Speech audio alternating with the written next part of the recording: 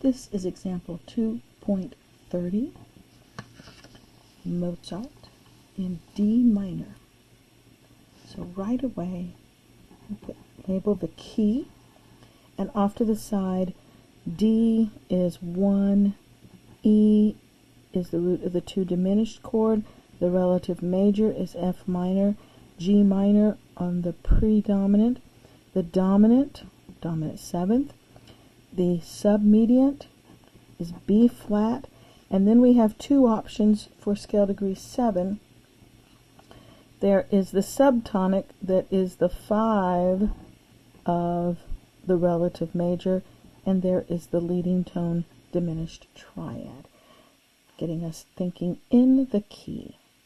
So basic idea, repetition of the basic idea. This one's going to be a little bit easy. All I have to do is look at the left hand part written in treble clef, 1 chord for the whole first measure, dum da da da da da dum, and leading tone with an E, a G, and an A. So this is the 5/7, but instead of A being in the bass, C sharp, E, this is the 4/3 for the entire measure. And measure 3 is C sharp, E, A, G. So this is the 5/7. A is not in the bass, but C sharp. So that's the first inversion. 6/5 for the entire measure, and then a return to our minor tonic 1. These 4 measures are considered tonic prolongation. The basic idea starts in tonic, opens up to dominant. Its repetition starts in the dominant, returns to tonic. So this is statement response. Statement and response. The continuation. Isolated A. Underneath that is a first inversion tonic chord. So 1/6 leading out to E, G, C sharp, B flat. That is a fully diminished 7th, spelled C sharp, E, G, B flat. That is the fully diminished 7th that defines D minor. It's a leading tone, fully diminished 7th. I never worry about inversion for those chords. I know that it can refer back to the D that preceded it, or, downbeat of the next system did indeed reinforce the D minor again. So 1/6, and to some extent, it really doesn't matter whether you put the 1/6 under beat 2 or under beat 1. Not to worry about that. Let's see. Over here, A, B flat. In this case, we start A, leap up to D, da, da, da, da. So the A, B flat motion is still contained within this 1 measure fragment that is a repetition of the previous 1 measure fragment. So 1/6, we get the G, the C sharp, and the B flat. That is enough. C sharp, there's a missing E, G, B flat, but that's enough to imply the leading tone fully diminished 7. And yes, I'm not consistent. Sometimes I put the fully diminished 7, and then I go back, symbol, and then I go back and figure out, oh yeah, that was a leading tone. And in this one, I already knew it, and I just started with the leading tone. Doesn't matter. And, ooh, lots of chromatic notes here. 1/6, and then E and D, well, that defines the root and the 7th of a dominant 7th. A, G sharp, 4/3 suspension, because the A was part of the previous harmony. So this is E, G sharp, and D. That's a dominant 7th, but it's not in the key of D minor. So I'm just going to label this 5/7. I don't know what it's a 5/7 of yet, but the function of that chord is a 5/7. I expect if it resolves, if that E dominant seventh resolves such as down by fifth, the root movement is down by fifth.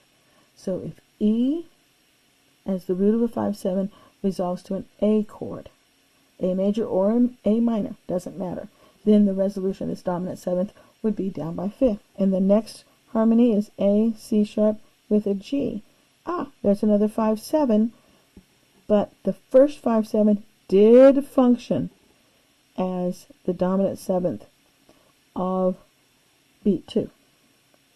Now we're on another dominant seventh, A, C sharp, missing the E, G, and if that resolves down by fifth, A, D, then I expect it to move to a D minor or a D major chord. And look at that, there's a D major.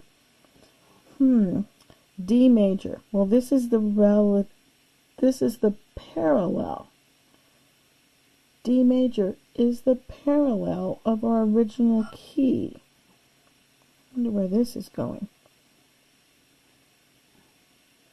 And there's no C within that, so it's not acting as a secondary dominant. Look at all that wonderful chromaticism. G sharp, B natural, D, and F. That is a fully diminished seventh chord. And the last harmony, in the key of D minor, that is 5. 5 is an A, so G sharp, B, D, F natural. This is the leading tone, fully diminished seventh, leading to that 5. Whew, okay. So, the beginning of the continuation at measure 5, fragment, fragment. Is there an increase in the surface level rhythmic activity? Not really. In this sense, it actually slows down a little bit because the constant eighth notes in the left-hand accompaniment are now absent. Was there an accelerated harmonic rhythm? Oh yeah, this was 1 for a whole measure. Some form of 5/7 for 2 measures, back to 1. And in this case, 1 measure, 2 different harmonies. Same, well, even more so in measure 6, because at the very end, measure 6 returns to 1, and then every beat is a new harmony leading into the 5 chord. So we've had fragmentation, measure 5, measure 6. We did not have increased surface rhythmic activity, but we did have accelerated harmonic rhythm, and I would say some bit of harmonic destabilization. In this continuation, we have fragmentation, measure 5 and 6.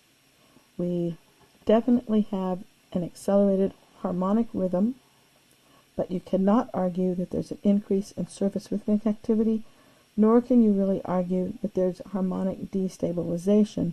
That happens in the cadential unit at the very end. That does not happen in the continuation. Speaking of the cadence, it's just a half cadence. It's a half cadence because we arrived on 5. I'll put that up here. I can't remember if Kaplan likes things above or below.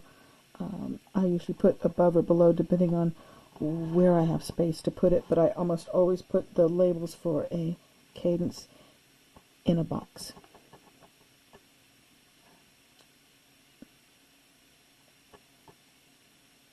Because this was a half cadence, we don't have to go through any of that analysis of the harmonic function or any analysis of whether or not the cadence is ornamented.